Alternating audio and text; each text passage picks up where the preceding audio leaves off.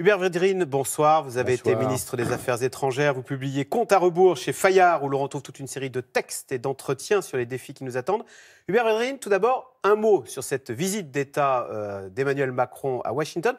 Alors tout d'abord, juste sur la forme, Hubert Védrine, je voudrais qu'on regarde ce passage de la conférence de presse hier soir à Washington. For all peoples. Thank you. Thank you. Thank you. I like him a lot. Ça vous dit ça, qu'est-ce que ça dit, ce genre de rapport personnel? D'abord, ça compte, les rapports personnels dans la diplomatie? Oui, ça peut compter. Enfin, ça ne corrige pas les tendances de fond, le poids des pays, leur position, etc. Ce qui est intéressant, c'est que de voir ce que ça va donner. Emmanuel Macron a adopté une ligne qui est je joue la carte de l'amitié avec Trump. C'est assez original parce que personne dans le monde ne fait ça, en fait. Ouais. La plupart des pays sont quand même épouvantés, embarrassés, gênés, etc. Il y a très peu de pays qui sont très contents de sa ligne. Israël et l'Arabie, peut-être un ou deux autres, c'est tout. Et la plupart des autres sont tétanisés, en fait. Ils ne savent pas comment prendre l'animal. Donc lui, il joue l'amitié. Pourquoi pas? Puisqu'aucune des autres tactiques pour le moment n'a d'influence sur Trump. Donc c'est intéressant de voir ce que ça va donner. Mais sur ce choix d'Emmanuel Macron de jouer la carte de l'amitié, ça fait qu'aujourd'hui, on dit que la France est le partenaire privilégié des États-Unis en Europe. C'est quand même totalement nouveau par rapport à la tradition française qui était de jouer la carte de l'indépendance. Ça dépend des moments. Il y a eu des moments, par exemple, les gens ne se rappellent pas, mais entre François Mitterrand et George Bush père, il y avait une relation exceptionnellement étroite, qui a très bien fonctionné, par exemple, quand il y a eu la question de la guerre du Koweït. Vous voyez, des choses comme ça. Mais non, il faut juger sur les résultats. Mais je trouve que c'est intéressant qu'il tente ça. Il faut voir ce que ça donne. Sur les résultats, on dit beaucoup que Donald Trump, sur l'Iran, par exemple, il a continué de vouloir déchirer l'accord. C'est trop tôt pour juger, mais même si Emmanuel Macron n'arrive pas à corriger la position de Trump, qui est d'ailleurs celle aussi de l'État profond américain, sur l'affaire de l'Iran, il y a vraiment malheur aux vaincus. Même ça, pardon, ça ne veut pas dire qu'il aurait eu tort de tenter. Voyez. Donc il faudra... Et après, ça continue. Si Trump fait des concessions, tant mieux. S'il n'en fait aucune, est-ce qu'on peut faire vivre l'accord malgré tout avec les autres co-signataires? Si ce n'est pas le cas du tout, est-ce que l'idée d'un nouvel accord, qu'évidemment récusent les Iraniens, parce que Rouhani pense qu'il ne peut pas faire accepter plus que l'accord actuel aux Iraniens. Bon, il y a un jeu un peu complexe, mais en tout cas, il n'a pas tort d'essayer. Et je trouve que c'est un peu tôt. D'accord, pour juger. En visite, pour conclure. En tous les cas, Français et Américains ont décidé de bombarder ensemble Bachar el-Assad. Ah, mais c'est autre chose. Oui, mais c'est autre chose. Mais à quoi ça a servi? Est-ce que c'était simplement de la com, parce qu'on avait dit en interne, ligne rouge, donc on décide de frapper, mais ça ne fait pas trembler Bachar el-Assad? Oui, mais ce n'est pas ça le but. Le but, c'est de dire que dans ce monde semi-chaotique, qui n'est pas encore organisé, qui est loin d'être une communauté internationale, une des seules choses un peu fixes jusqu'à maintenant, depuis la Première Guerre mondiale, c'est l'interdiction de l'arme chimique. Il y a un traumatisme français, une convention d'initiative française dans les années 20, une relance dans les années 80. Et là, il y a vraiment un manquement, il y a vraiment l'usage de l'arme chimique. Et n'oubliez pas qu'il y a 3 ans, quand il y a eu l'affrontement après le premier usage de l'arme chimique, les Russes, après avoir prétendu qu'il n'y a pas d'armes chimiques, ils ont dit oui, il y en a, mais on va les enlever. Donc il y a une sorte d'accord entre Kerry et Lavrov à l'époque. Ils ont été garants de ça. Et alors, soit ils se sont fichus de tout le monde, soit Assad les a mis devant le fait accompli.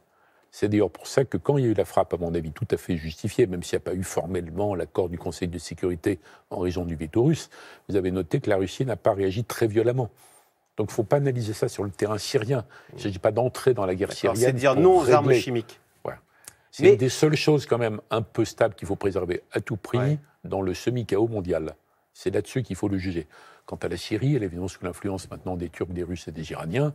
Et ça sera comme ça jusqu'au moment où Poutine trouvera embarrassant d'être lui-même coincé avec ses partenaires-là. C'est pas déjà le cas. Pourquoi est-ce que Poutine s'évertue à soutenir ce Bachar el-Assad qui est quand même un peu encombrant comme allié, non? C'est quoi son intérêt? Non, du point de vue russe, depuis l'origine, à mon avis, depuis le début de la guerre civile, c'était impensable que la Russie laisse tomber le dernier ancrage extérieur de la Russie, d'où son intervention.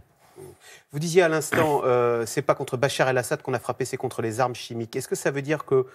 Je dis ça parce qu'hier, Donald Trump a dit « ça fait 18 ans qu'on est dans cette région, on a dépensé 7 000 milliards de dollars pour rien, pour un résultat nul, on aurait mieux fait de ne pas se mêler des affaires du monde et de s'occuper de nos routes et de nos écoles ». Est-ce que la nouvelle philosophie de Donald Trump, c'est de dire au fond, arrête, et c'était la vôtre, moi je me souviens, vous avez écrit là-dessus, il faut arrêter que l'Occident joue aux gendarmes du monde? Ça dépend. Est-ce qu'il devient védrinien, Trump? Non.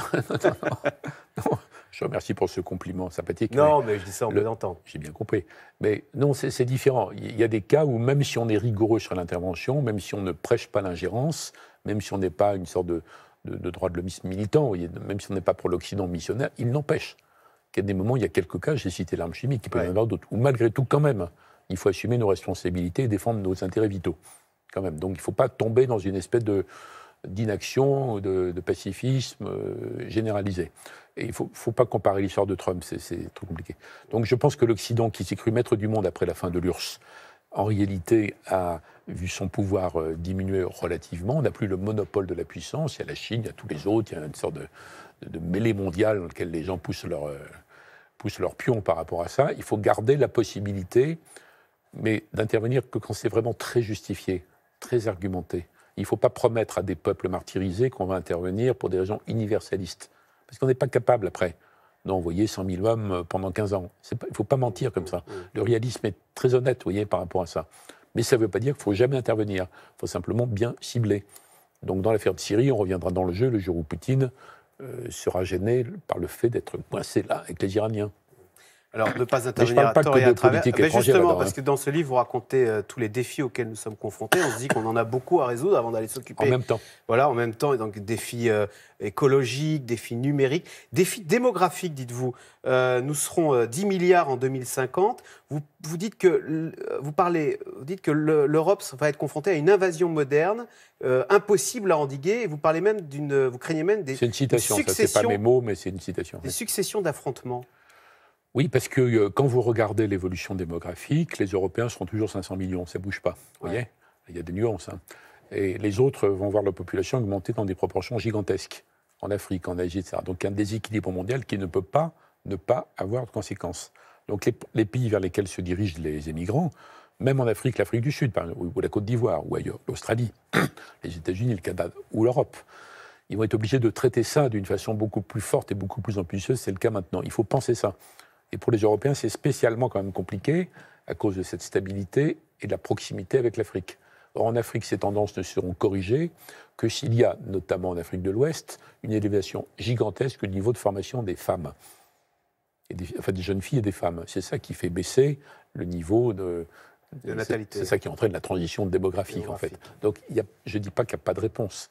Mais il y a une série d'évolutions dans le monde, dans tous les domaines. Et je parle beaucoup d'écologie et pas que du climat. Mais vous trouvez qu'on en prend le chemin sur élever le niveau des femmes ? C'est ce que disent en tout cas les dirigeants des pays d'Afrique de l'Ouest. Donc ils essaient de le faire. En Algérie, etc. Ah non, l'Algérie, c'est pas l'Afrique de l'Ouest. Oui, au Maghreb, oui. La plupart des pays des Maghreb ont fait la transition démographique. Ouais. Ils ne sont plus du tout dans la situation du Niger ou du Burkina, etc., etc. Donc c'est là où ça se joue beaucoup. Non, parce que quand vous dites, on ne peut pas le faire à leur place. On est en train là, de vivre un psychodrame sur la loi asile-immigration. D'ailleurs, je ne sais pas si vous-même vous l'auriez voté. Je l'aurais voté. Vous l'auriez voté. Ça fait partie d'un ensemble. Il est évident qu'il faut reprendre le contrôle de tout ça et que la seule façon d'être plus généreux, ce qui est ma position sur l'asile, le vrai asile, donner asile à des gens en danger, persécutés, c'est de ne pas mélanger ça avec l'ensemble de ceux qui veulent venir pour vivre mieux, ce qui est compréhensible. Mais on ne peut pas dire que l'Europe va accueillir tout le monde en vrac, sinon vous aurez de plus en plus de mouvements très très durs en Europe, et dans 10 ans, il n'y a plus de droit d'asile. Si on n'arrive pas à être beaucoup plus rigoureux dans la gestion des flux migratoires, mais il faut gérer avec les pays de départ et de transit, c'est toute une politique qui se met en place. Donc moi, j'aurais voté cette loi en souhaitant qu'elle soit complétée par toute une série d'autres dispositions, mais ça ne m'aurait pas gêné. Ça se passera comme ça, de toute façon. Et pas qu'en Europe, hein, dans tous les pays Il y a l'écologie dont on n'a pas assez parlé. Voilà, il y a bien d'autres défis. Le vrai compte à rebours, c'est l'écologie. Hein. L'écologie, vous en parlez aussi. Merci beaucoup. Donc, compte à rebours chez Fayard. Merci Hubert Védrine. Et puis, je précise que mercredi prochain, la semaine prochaine, donc le 2 mai, on vous retrouvera, vous avez l'air d'être surpris, à 20h50 dans l'émission Le Monde en face, présentée par Hélène Carrère d'Ancos, où vous intervenez, donc émission intitulée Le nouveau désordre mondial. C'est une bonne nouvelle. Voilà. Vous intervenez en tant que consultant. Tout de suite, c'est dans l'air. Bruce Toussaint, Emmanuel Macron confronté au risque de ras-le-bol fiscal. Les prélèvements obligatoires ont continué à augmenter l'an dernier. Voilà maintenant qu'on nous parle de créer une taxe sur les mégots de cigarettes. Pourquoi cette passion française pour l'impôt ? C'est dans l'air est intitulé ce soir « Le retour du ras-le-bol fiscal ».